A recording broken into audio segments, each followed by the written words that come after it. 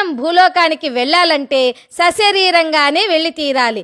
అందుకు గోమాతనే ఎందుకు ఎంచుకున్నాను అనగా, ఆ శ్రీమన్నారాయణమూర్తి గోమాతలో వైశ్యులకు సృష్టి స్థితి లయాల యొక్క రహస్యం 84 లక్షల జీవరాశుల ఉత్పన్నాన్ని గీతా రహస్యాన్ని వైశ్యులకు చూపించబోతున్నాడు. అందుకే గోగర్భం నుంచే వైశ్యులను భూలోకానికి పంపించాను అని నారదునికి చెప్పాడు పరమేశ్వరుడు.